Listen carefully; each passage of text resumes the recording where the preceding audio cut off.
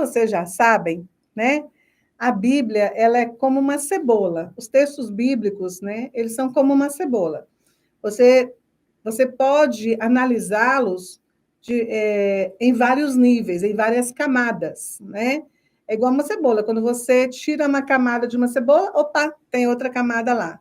Quando você tira aquela, quando você observa, tem outra camada lá. Tirou uma, tem outra, tirou uma, tem outra, e assim sucessivamente. Então, nós vamos ver nesse texto apenas uma das camadas, porque ele tem várias. É um texto riquíssimo aqui, que nós estamos trabalhando com ele, né? E estudando em cima dele. Então, o que eu vou pegar agora é a questão da bondade. Então, ele vai contar para nós, Jesus está trazendo, na verdade, uma parábola ali, porque ele foi perguntado sobre um quesito. Nós não vamos entrar nesse quesito que Jesus foi perguntado. Jesus, na verdade, está respondendo a essa pessoa que fez uma pergunta com essa parábola. Mas essa parábola conta para nós uma coisa muito interessante. Ele está relatando que, né, mais uma vez, que existe de fato, e essa estrada ela existe até hoje, a estrada que vai de Jerusalém para Jericó. Jericó é uma cidade que fica muito pertinho de Jerusalém. Para nós que moramos em cidades como as cidades do Brasil, Jericó para Jerusalém é quase como se fosse um bairro, sabe? É quase.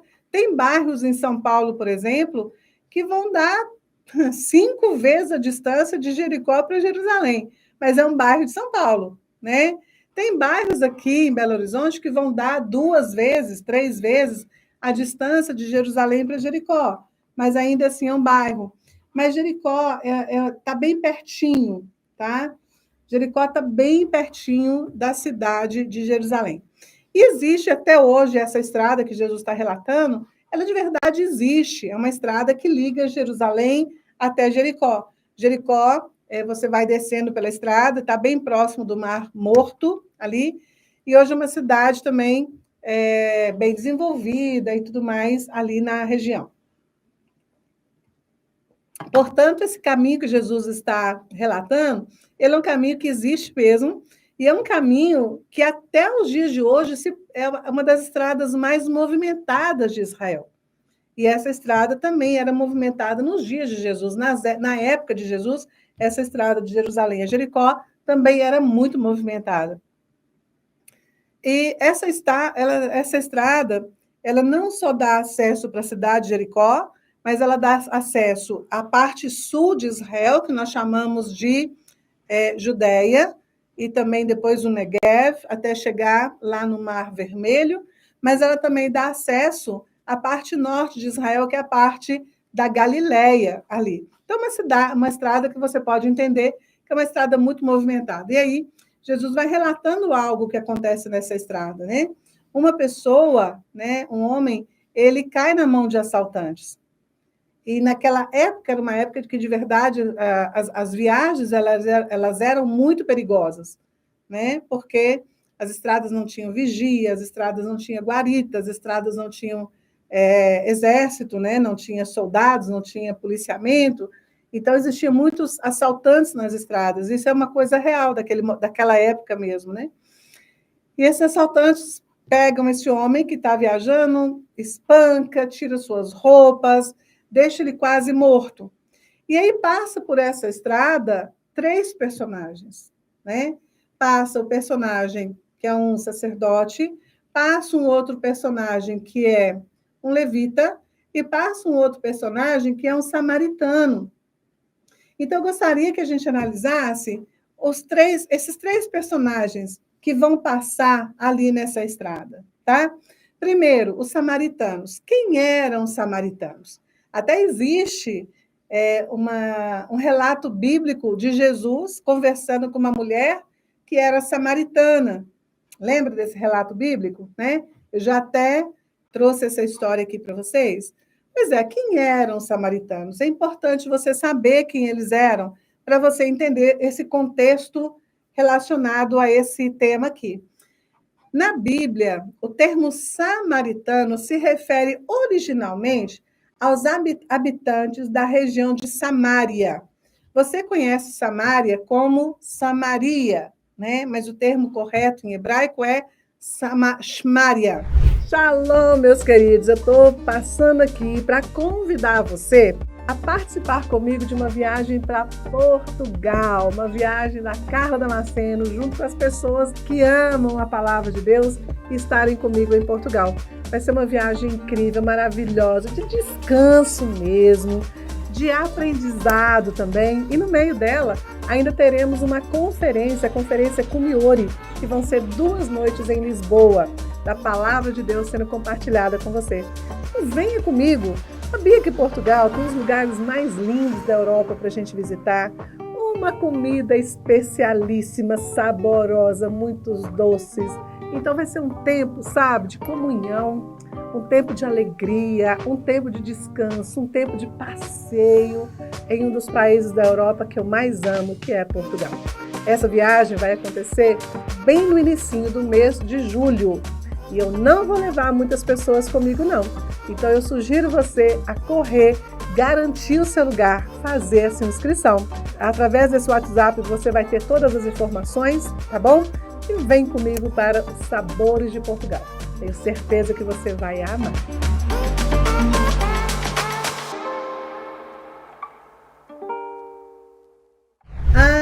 A Samaria, ela é uma área localizada que fica entre a Galileia, ou seja, norte de Israel, e Judéia, centro de Israel.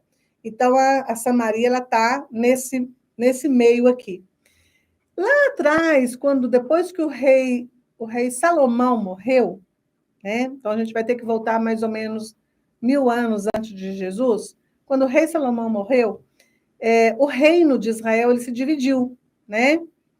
Vocês se lembram disso? O reino de Israel se dividiu após a morte do rei Salomão. Ele se dividiu em 2 reinos. O reino do norte, com 10 tribos, passou a se chamar Israel, e o reino do sul, com 2 tribos, se passou a chamar Judá. O reino do norte, né, que se tornou o reino de Israel, eles tinham a sua capital na Samaria, certo? E o reino de Judá tinha a sua capital em Jerusalém. No entanto, foi após a conquista assíria, muitos dos samaritanos, né, esses judeus que formaram o reino do norte, o reino de Israel, eles com o tempo foram chamados de samaritanos. Por quê? Porque a região deles era de adoração, era a região de Samaria. Então, eles ficaram conhecidos muito mais como samaritanos, né? E aí, quando houve uma invasão do Império Assírio ali, muitos dessas 12 tribos, né, que era o reino de Israel, chamados samaritanos, eles foram exilados para a Síria, né? Foram levados embora dessa região. E lá eles se casaram e eles acabaram se misturando com outras culturas e com outras religiões. Quando eles voltaram para Samaria, poucos deles voltaram para Samaria, eles ficaram sendo como que considerados impuros pelos judeus da Judéia. Eles foram considerados impuros, porque eles ficaram misturados. Eles se misturaram a outras culturas, se misturaram a outras religiões, e o povo da Judéia, né, os chamados de Judá, da região de Judá, eles consideravam os samaritanos, então, impuros e também heréticos. Então, quando nós chegamos ali na época de Jesus, então, isso era mais forte, né? Esse sentimento era ainda mais forte, porque eles tinham retornado do Império Assírio, miscigenado, e eles não eram mais considerados judeus, né? Eles não eram mais considerados parte da nação de Israel. E claro que isso levou uma tensão e uma hostilidade muito grande entre os judeus e os samaritanos, conforme relatado e retratado em vários relatos bíblicos, incluindo aquele que Jesus encontra com a mulher samaritana. Então, esses são os samaritanos. A explicação deles é maior, porque a história deles é muito maior aqui, tá? Agora, quem eram os sacerdotes? Né? A segunda pessoa que passa nessa estrada e que olha e vê aquela pessoa quase morta que foi assaltada é um sacerdote? Quem é o sacerdote? Vamos lá, né? Sacerdote é um termo usado para descrever um membro da tribo de Levi que era responsável por desempenhar funções religiosas no Templo de Jerusalém. Os sacerdotes, então, eles realizavam sacrifícios, cerimônias religiosas prescritas pela lei mosaica, eram também responsáveis por ensinar a lei de Moisés para o povo. Então, até nos filmes, né, filmes sobre Jesus, que vai começar a passar um monte agora, época de Natal, época de fim de ano, eles passam, né, uma lista de filmes sobre Jesus, você vai ver muitos sacerdotes, né, porque eles eram responsáveis pelas funções religiosas do templo em Jerusalém, assim como os sacrifícios, assim como o estudo e o ensino da lei bíblica para o povo. Então, esses eram os sacerdotes. É a segunda pessoa que passou ali, segundo personagem, né? Que passa nessa estrada. O terceiro personagem que passa nessa estrada são os levitas. Não se esqueça que os sacerdotes, eles são da tribo de Levi. E os levitas também são da tribo de Levi. Porém, os levitas, eles não eram sacerdotes. Eles eram membros da tribo de Levi, que não pertenciam à linhagem sacerdotal, porque a linhagem sacerdotal vinha através de Arão, né? Então, mas eles desenvolviam várias outras funções auxiliares no serviço do templo. Por exemplo, eles ajudavam os sacerdotes nas suas tarefas diárias de manter o templo em ordem. E os levitas também, eles também ensinavam a lei, sabia disso? E desempenhavam outro papel muito importante, que era no serviço de adoração. Então, músicos, né, cantores, eles eram todos levitas. Muita gente, até é interessante que muita gente acha que levita, né, nos ministérios hoje de levita, eram só os músicos e cantores e adoradores. Não. Os levitas, eles desempenhavam vários outros papéis auxiliares, né? Tarefas diárias de limpeza, de manutenção do templo. Nossa, muita tarefa, né? Também eles tinham a tarefa de ensino, também era dos levitas, e eles ficaram muito conhecidos pelo importante papel na adoração e no serviço religioso de Israel. Então, vamos lá, né? Quando Jesus está relatando sobre isso, ele vai contando essa narrativa, ele fala, né? Olha, 3 pessoas desceram a mesma estrada. 3 pessoas pegaram o mesmo caminho. Queridos, quantas pessoas pegam o mesmo caminho, mas não percebem, deixa passar, né? Passar em branco as mensagens que Deus tem para nós. Os 3 passaram pelo mesmo caminho na história, na narrativa de Jesus. Concorda comigo? Os 3 passaram pelo mesmo caminho, né? Mas dos 3, apenas 2 perceberam. Apenas 2 tiveram desculpa, apenas um percebeu. 2 deixaram de lado a grande oportunidade que estava sendo dada a eles de exercer o chamado deles. A todos 3 estava sendo entregue a grande oportunidade de exercer o papel, o propósito, a função para o qual eles foram chamados. Mas somente um percebeu. Quantas vezes na nossa vida pessoas pegam a mesma estrada, pessoas pegam o mesmo caminho, pessoas caminham com a gente lado a lado.